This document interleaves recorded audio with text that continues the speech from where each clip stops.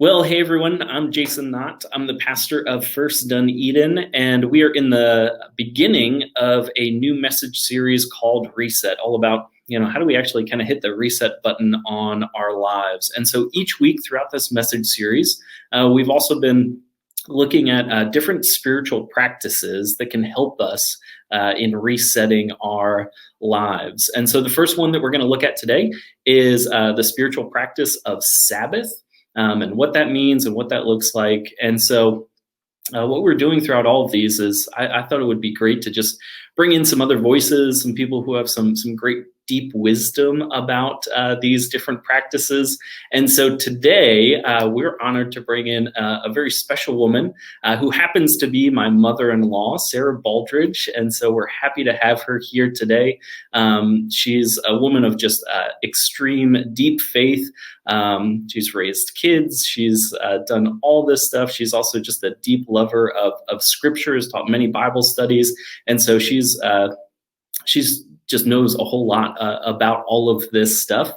She's also just a great example of faith to me and someone that I really admire and look up to. And so I'm going to bring her on, and she's going to share a little bit with us today about the spiritual practice of Sabbath. So let's see. Hey there. Hello. Wow, with that introduction, you're looking for a better Christmas present, aren't you? That's right. Sucking up. Yes, sir. So, I was hoping you could tell us a little bit about Sabbath, and so maybe we'll just begin with a question of, can you just briefly explain to us, what is the Sabbath, and maybe how is it different from just sitting on the couch with a bag of Cheetos and binge watching Netflix? Well, you know me well, and you know that I love to sit on the couch with a bag of Cheetos and binge watch TV. I'm going to confess start, but I don't consider that my Sabbath. I consider that when I want to turn my brain off and get rid of the crazy world and the chaos and just empty myself. But the Sabbath to me is a lot different. I see the Sabbath as more of a restoration time for my mind, my body, my soul. As you're doing in your series Reset, there's a lot of re's in Sabbath for me. It's a reminder time for me of who that God is God and I'm not. It is a renewal time for me, a refilling for me, as such as to fill my cup. But it's so different than just vegging out.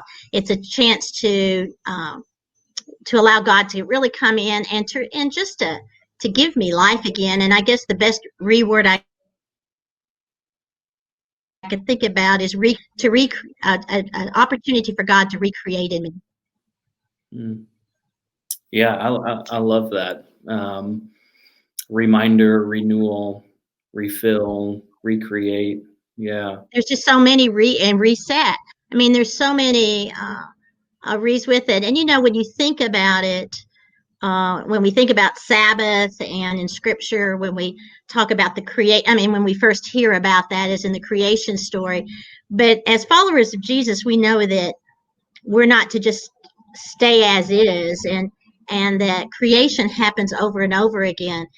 But that creation needs to come through Him and not our busyness. And so that whole term of recreate, a chance for Him to do that without all of the busyness of it. If you think of the word recreation, that's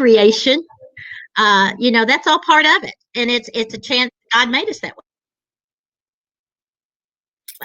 That we can use recreation, use what it is to give us joy, fill our cup up, so that He might allow to create in us something new, that we're not stuck.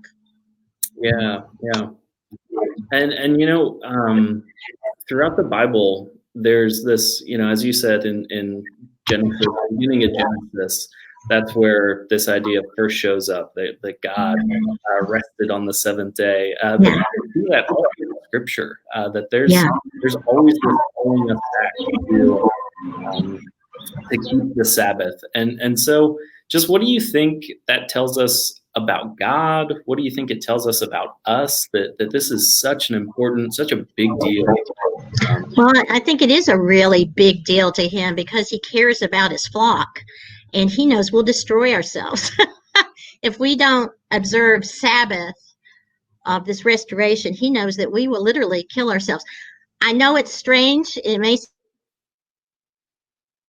sound strange, but my favorite Sabbath passage is Psalm 23, the 23rd Psalm, because quickly, the Lord is my shepherd, I lack nothing. He lets me rest in grassy meadows. He leads me to restful waters. He keeps me alive. He guides me in proper paths for the sake of his good name. Even though when I walk through the darkest valley, I fear no danger, you're with me. Your rod and staff protect me. And then I like when it says, you bathe my head in oil. My cup is so full, it spills over. I think of us, and somebody explained this one time to me, even that he allows me, it says here in the Common English Bible, but in the Old King James, it says, he maketh me lie down in green pastures. A good shepherd, one of the things he does with that rod and staff is his dumb sheep will go to those grassy meadows and eat themselves to death. And so one of the things that the shepherd does is take that hook of the crook of that staff and literally,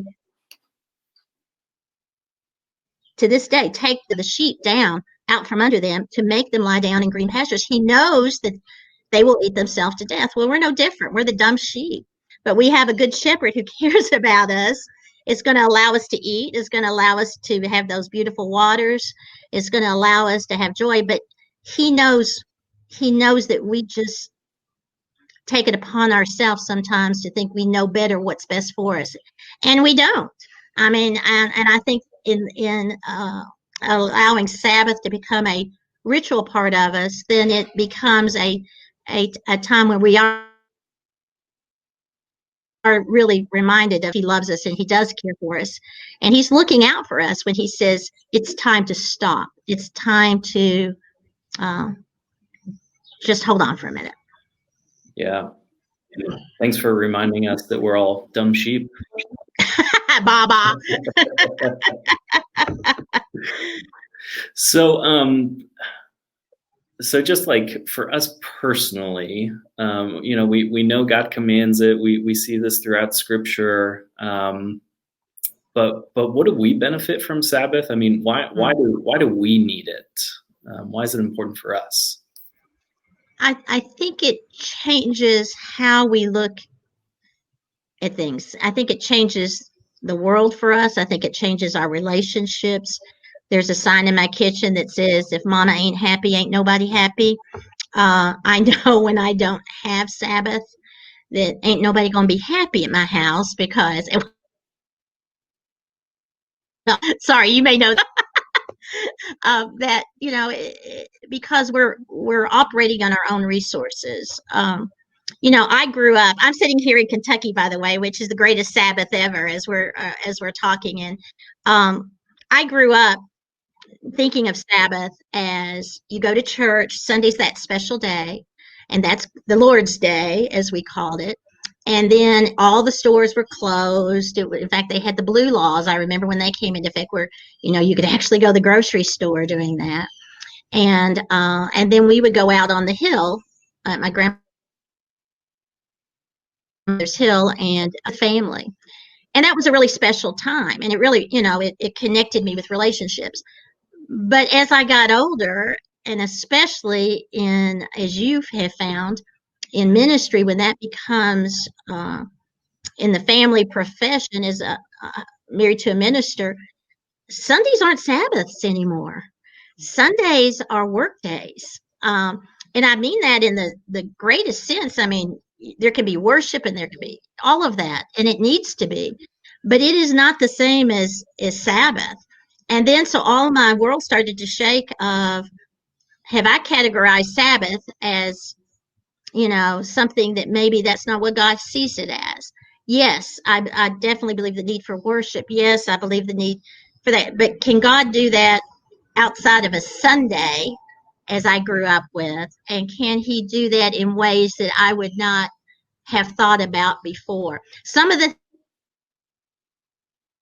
things that were restricted growing up are some of the things now that are my Sabbaths. Those recreation things, or those the things that bring me joy and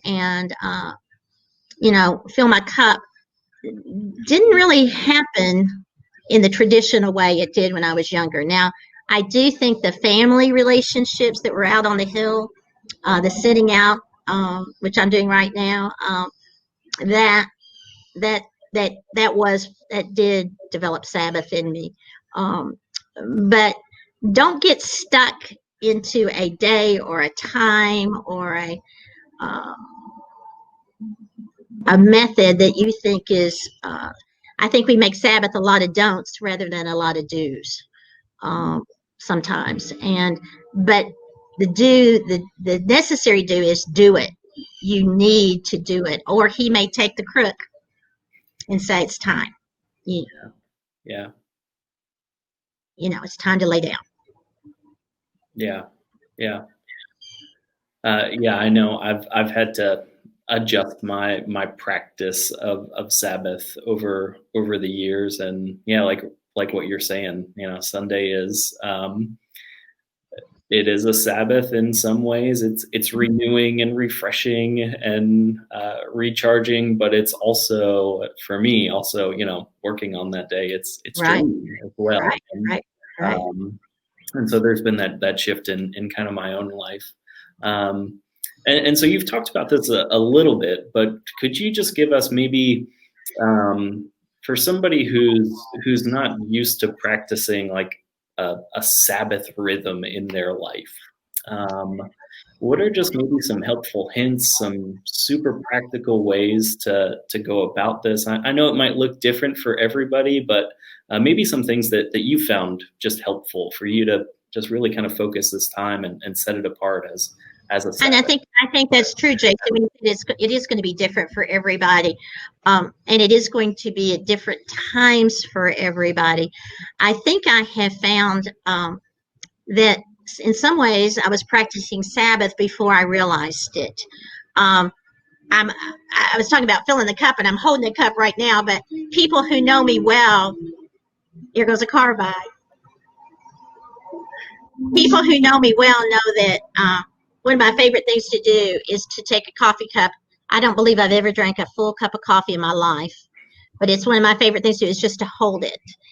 And it just brings a peace to me and a joy to me. Little things like that, start recognizing those things that allow you not to be tight up, but to relax, will start, as you know, and you may not even think of them as Sabbath. Those are Sabbath methods for busy households and this COVID stuff and all of that. Sabbath doesn't bring chaos. Sabbath brings peace and joy. Your peace and joy may be fishing. Your peace and joy may be, reading a book. Your peace and joy, I don't know what that is, but I know it's not that I can name it as much as I can know how I feel afterwards. In other words, as you're going along, you can tell as you're tightening up and as you're, the things that people say to you don't just bounce off anymore. They start to sink in and you start to think differently. Then that's time to say, look, I need a Sabbath to renew my mind and my spirit and my heart, because I know this is not how God made me. I know that there is something better. If you can practice that on a very disciplined way, that's wonderful. And Dave will be the first to tell you, I'm the most undisciplined person. But I have recognized and know those times when I need Sabbath, and those things that do bring me joy. Just being with family sometimes is just a joy filled. But I do think you have to be deliberate with it. I think time can get by without you realizing that you haven't had Sabbath, and then you're in a mess, and then you're like, whoa, what happened here? It can usually always go back, as you have been wonderfully setting up for the church of a reset. We need to reset, and we need to go back and say, okay, God, fill my cup, recreate me, renew my mind and body and spirit, remind me that you're God and I'm not. Yeah. Make time for that. Make time for it, however it might be. I'm not talking about necessarily going away for a long retreat, although those are wonderful. But I think that the Sabbath is a really good, he gave us a really good example. God did in the creation where he worked 6 days and rested the seventh. I think he knows our bodies can't go like that. I think he knows he created us that, 6 days of work, you're going to need, and it doesn't have to be, okay, 24 hours, 6 days, that's not what he's talking about. That span of time when you're, it's like, oh, can't go anymore. I would suggest not to wait to the very last, I can't go anymore, but just to recognize some of those small things and then start to practice that. Like I said, it's different for everybody, but I think you know it when you're in it, if that makes sense. Yeah. I think on Chariots of Fire, Eric Liddell said, I feel his pleasure when I run. He was a runner. When you can feel his pleasure, and he wouldn't even think it's feeling it. I'm not talking about a mission trip. I'm talking about, you're out playing soccer with a friend. You can still feel his pleasure in that. Those are Sabbath moments. Yeah. Yeah. Even with your son-in-law can be a Sabbath moment. Yeah. That makes me think of what Jesus said when he said, man wasn't made for the Sabbath, but the Sabbath was made for man. It is the gift to us. That it's not about following the rules. That if we get in that mindset, then the Sabbath won't recreate us, renew us, refresh us, all that stuff that you're saying. That if we make it, look at it that way, then it's just going to take from us. It'll just add more worry to us. That's exactly right. I think you hit the key on this. It is God's gift to us. I think sometimes we feel guilty if we take a Sabbath, that we've gone off the clock of God's work, and that's not true at all. Once again, I see it right up there with some of the commandments. You need rest, and if you don't take that rest, then I want my children to have rest, and I will make them lie down in green pastures. Yeah. But I will restore their soul. Yeah. Yeah. And just to touch on one other thing that you were saying, somebody told me once that the Sabbath isn't turning away from the world, sitting on the couch and watching TV and just trying to shut everything off. But that's not what the Sabbath is. It's not turning away from the world. But it's turning to the world with an awareness of its beauty and its delight and with God's eyes. Yeah. That's beautiful. Yeah, it's not turning away. It's turning into that and allowing God to show you His world, however that might be. And even though a good Cheeto and a binge TV is some good, I don't think it's allowing God to show me His world. Yeah, you're talking about some of those things that you enjoy. Those are Sabbath moments. Then that's one for me. Yeah. Okay, so just one last kind of bonus question. Okay. You've raised kids of your own. You're helping raise grandkids now. I miss them. I miss you too, so dearly. But throughout your life, you've had to juggle all these different things, and so really just a question for any of the parents who are kind of tuning in right now, who are just in the throes of life. That you've been there, you're in it too, at least a few days a week with my kids. What advice, what encouragement would you give them about just keeping a Sabbath time, finding some of those Sabbath moments as you were talking about, and really kind of making that a priority? Well, I think that as the motorcycle goes by, I think that I'm not an expert on this by any means, and I have not done it properly, I guess, if there is a properly way. But what I do know is that his love is the same, that father love, that creator love for us is the same whatever stage of life we're in. So he understands the stage of life you're in. In other words, those hectic parenting times, and how are we going to make time for Sabbath? How are we going to do this? He understands that, but I think he also says, but don't block me out so that I can help you find some joy in those moments and those open doors to Sabbath. In other words, it's okay, Mama, if you shut the bathroom door and sit in a tub and allow him to uh, just it says in the 23rd Israel's, allow him. And you know what? Mama's going to be a lot happier, and Mama's going to show the love of Christ a lot happier than she did before that. I think guilt and shame on all of this is not from God. I think Satan would love to keep us working so hard that we don't have time to see where God wants us.